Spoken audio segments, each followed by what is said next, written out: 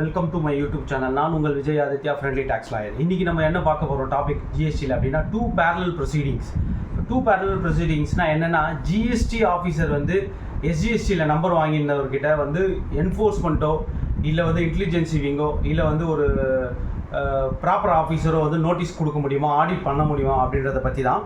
அந்த மாதிரி வந்து டூ பேரலல் ப்ரொசீடிங்ஸ் வந்து ஜிஎஸ்டி ஆக்டில் என்ன சொல்லியிருக்குன்னா, same matter same concern same பீரியடில் வந்து பண்ண முடியாது. சிஜிஎஸ்டி ஆஃபீஸர் எஸ்ஜிஎஸ்டிக்கும் எஸ்ஜிஎஸ்டி ஆஃபீஸர் சிஜிஎஸ்டிக்கும் பண்ண முடியாதுன்னு இருக்குது. அதுக்கு ஒரு கேஸ்லாம் இருக்குது.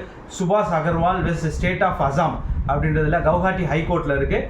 So same matter same period பண்ணக்கூடாது CGST and SGST cross empowerment அப்படின்னு வந்திருக்கு. அடுத்து வந்து பேரலல் ப்ரொசீடிங்கில் வந்து எஸ்ஜிஎஸ்டி டிபார்ட்மெண்ட் வந்து டிஃப்ரெண்ட் சப்ஜெக்ட் மேட்டரில் வந்து different period where not invalid அப்படின்னு சொல்லி பாம்பே ஹைகோர்ட்டில் கொடுத்துருக்காங்க. ஸோ இது பாம்பே ஹைகோர்ட் என்ன சொல்லுது அப்படின்னு பார்த்தீங்கன்னா, பேரலல் ப்ரொசீடிங்கில் எஸ்ஜிஎஸ்டி டிபார்ட்மெண்ட் கண்டக்ட் பண்ண ஆடிட்டில் வந்து டிஃப்ரெண்ட் சப்ஜெக்டாக இருந்து டிஃப்ரெண்ட் மேட்டராக இருந்தாலுமே இட் இஸ் இன்வேலிட் அப்படின்னு சொல்லி பாம்பே ஹைகோர்ட்டில் கொடுத்த கேசஸ் பேர் வந்து Yash Alloy India versus Union of India. So இதை வந்து இந்த கேஸை நீங்கள் போய் செக் பண்ணிங்கன்னா பேரலல் ப்ரொசீடிங்கை பற்றி டீட்டெயிலாக நீங்கள் தெரிஞ்சுக்கலாம். Thank you friends.